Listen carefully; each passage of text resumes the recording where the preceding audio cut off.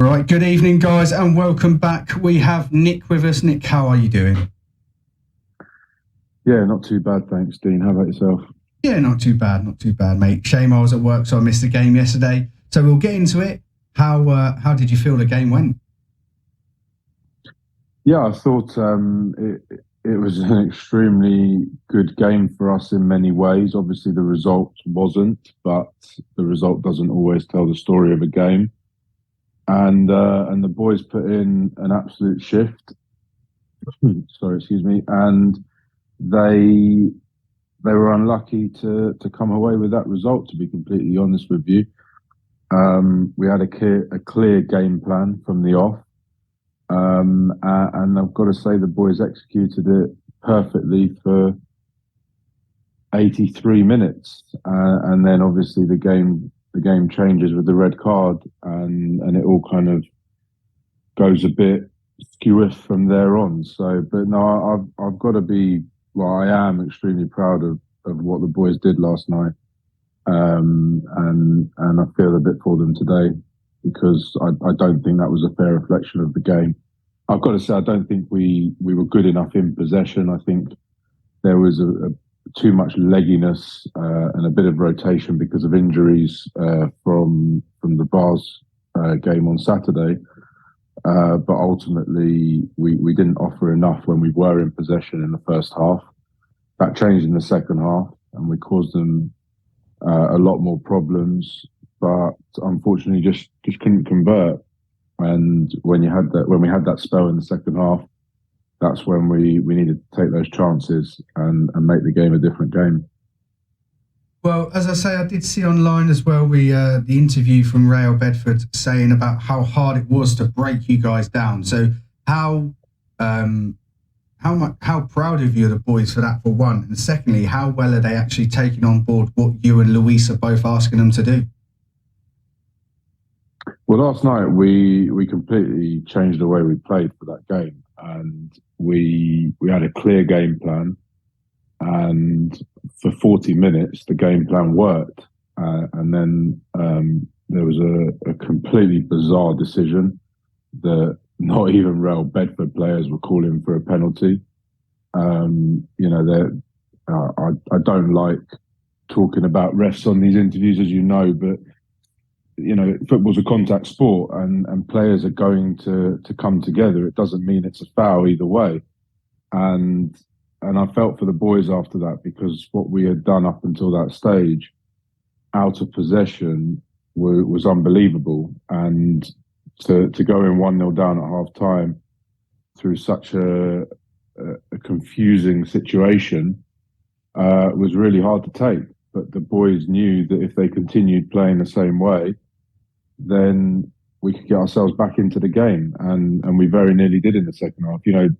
Other than the penalty, which was the goal, Ollie didn't have a single shot to make it to save in the first half. That's how hard it was for them to break us down, and they've got some very good players. So the boys did absolutely fantastically.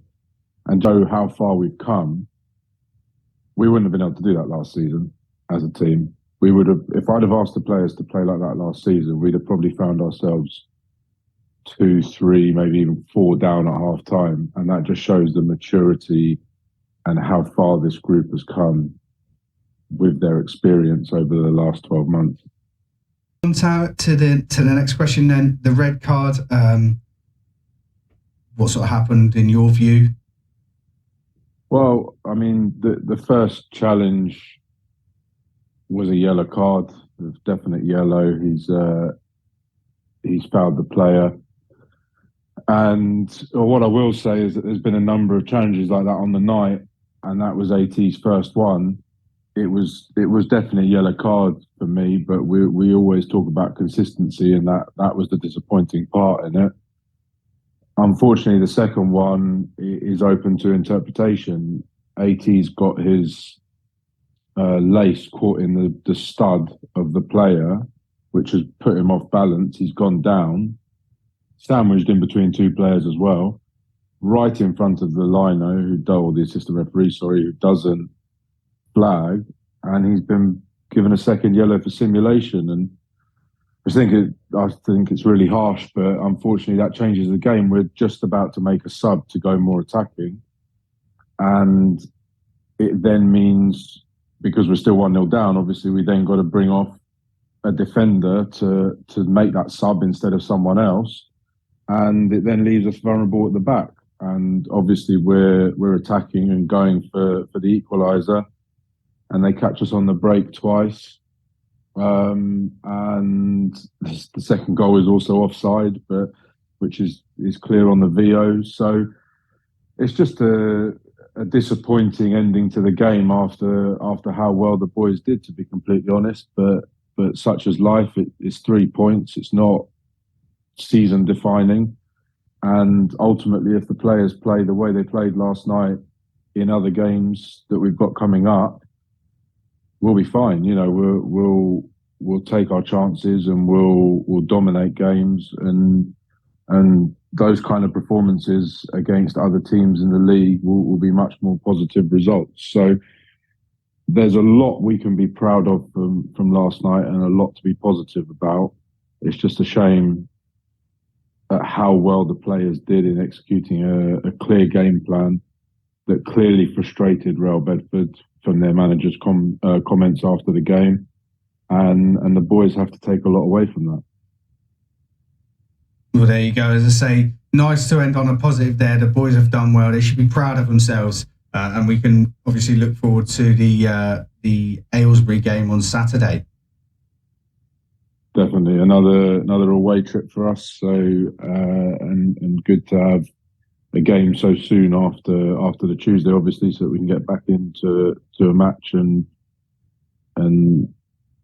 turn the positives into a good result, hopefully.